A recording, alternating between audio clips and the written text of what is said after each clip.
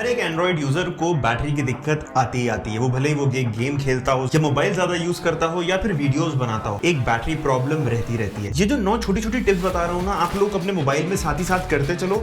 आपको खुद अभी आज अगर अभी आप सुबह कर रहे हो तो आपको शाम तक के इसमें फर्क दिखने लगेगा कि हाँ, बैटरी आपका जितना दिन भर चलती है उससे ये ज्यादा चलने वाली है।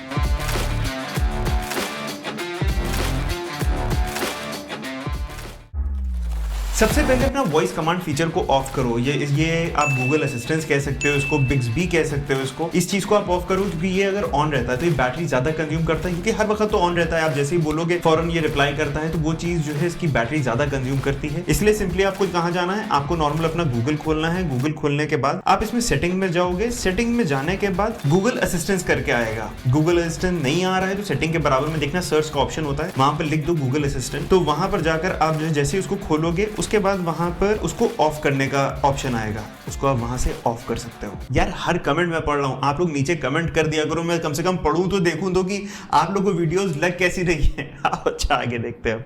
नेक्स्ट, आप अपने मोबाइल को डार्क मोड पे लगा दो। डार्क मोड पे लगाने से ये होता है कि भाई स्क्रीन आपकी जैसे व्हाइट ब्राइट स्क्रीन दिख रही होती है, अब वो डार्क मोड पे चली जाती है, थोड़ी सी ब्लैकिश टाइप की स्क्रीन हो जाती है, जिसकी वजह से आपका जो एक तो आईज पे ज्यादा फर्क नहीं पड़ता है, दूसरी चीज बैटरी भी कम कंज्यूम होती है। उसके लिए आपको करना कुछ नहीं, सिर्फ सिंपल सा आप नॉर्मल जाओगे सेटिंग्स पे। उसके बाद आपने इसमें डिस्प्ले का ऑप्शन आता है, डिस्प्ले के ऑप्शन पे आपने क्लिक किया, वहां पर आपका लाइट और डार्क मोड दिख जाएगा। सिर्फ आपको सिंपली डार्क मोड पे क्लिक करना है और उसके बाद ब्राइटनेस आपको कम करनी हो तो आप कर सकते हो अपने हिसाब से, मगर कोशिश करो कि डार्क मोड पे तो आप लगा ही दो मोबाइल को। और इससे एक चीज ये भी होती है कि आपको जो स्क्रीन आपकी होती है ना, होम स्क्रीन, वो आपको थोड़ी सी प्रीमियम वाला टच भी देती है। तीसरा, और ये चीज इंपॉर्टेंट है, जो बैकग्राउंड में हम लोगों की एप्स खुली रहती है, जैसे कई बार हम लोग एप्लीकेशन खोलते हैं उसको क्लोज नहीं करते हैं, दूसरी एप्लीकेशन फिर खोल लेते हैं। जो बैकग्राउंड में जितनी भी एप्लीकेशन चल रही होती है उनको हमें क्लोज कर देना चाहिए, वो बैटरी पे बहुत ज्यादा फर्क डालती है। मगर ये बात भी सच है कि यार ये एक झूठ है कि जो ये लोग कहा जाता है ना कि अगर बैकग्राउंड में एप्लीकेशन चल रही है तो आपका मोबाइल हैंग करेगा, आपका मोबाइल की स्पीड कम हो जाएगी, आपका मोबाइल सही से वर्क नहीं करेगा। तो ये गलत बात है, ऐसा कुछ नहीं होता, ये मिथ है।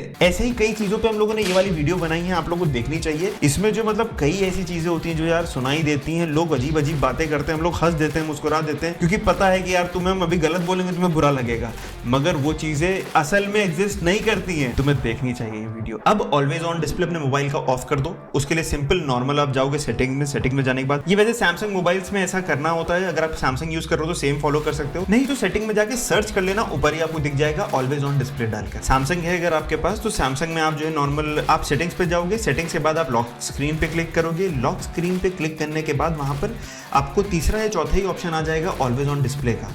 ऑलवेज ऑन डिस्प्ले को आप ऑफ कर दो।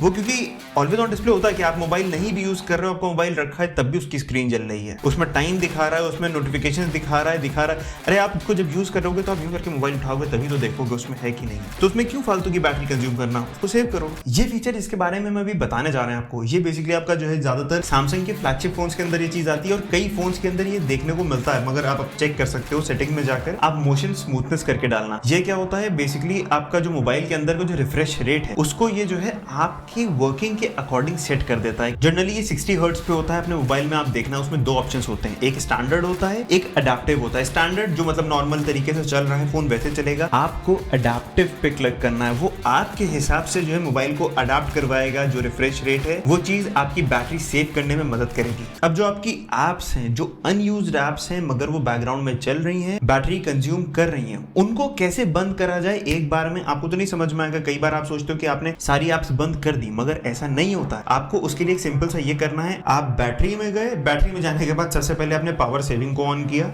पावर सेविंग के बाद आप नीचे उसके जस्ट नीचे आप देखोगे तो उसमें बैकग्राउंड यूजेज लिमिट्स आएगा। ये सैमसंग के फोन्स में आपको दिखता है, और आपके अगर बाय चांस दूसरे फोन्स हैं सैमसंग को हट के, उसमें थर्ड पार्टी एप्स करके आता है, आप वहां पर जा सकते हो। वहां भी सेम चीज ये होती है, वहां पर जाकर आप put unused apps to sleep, वहां पर ये ऑप्शन आता है, वहां पर वो आप क्लिक कर दोगे तो बैकग्राउंड में जो एप्स हैं वो बैटरी कंज्यूम नहीं करेंगी, वो स्लीप पे चली जाएंगी। अब बैटरी की बात हो ही रही है तो आपको एक चीज और बता दूं, अडैप्टिव बैटरी सेटिंग में सर्च करना, उसको जाकर ऑन कर देना। अडैप्टिव बैटरी अगर ऑन रहेगी तो जैसे जो इंपॉर्टेंट एप्स है जिसको आप ज्यादा यूज करते हो और आपको बैटरी बैकअप भी ज्यादा चाहिए, तो आपकी जो बैटरी है वो इंपॉर्टेंट एप्स पे ज्यादा कंज्यूम होगी, जो अल्टीमेटली लास्ट में आपको बैटरी बैकअप ज्यादा देने में मदद करेगी। ये जितना भी अभी तक बताया ना, इन सबको फॉलो कर लो यार, बैटरी में बहुत बड़ा फर्क देखो कि बहुत छोटे छोटे चेंजेस है। एक और चीज ये होती है कि जो स्क्रीन टाइम आउट आपका होता है मोबाइल में, उसको आप कम कर लो। जैसे मोबाइल आप कभी रख रहे हो तो अब बेवजह की स्क्रीन थोड़ी देर तक जलती रहती है ना, वो कई बार 1 मिनट 30 सेकंड तक होती है। आपको सिर्फ उसको मिनिमम कम से कम 15 सेकंड्स पे ही रखना है। आप 15 सेकंड्स पे रखोगे क्योंकि वो उतना ही आपका यूज है,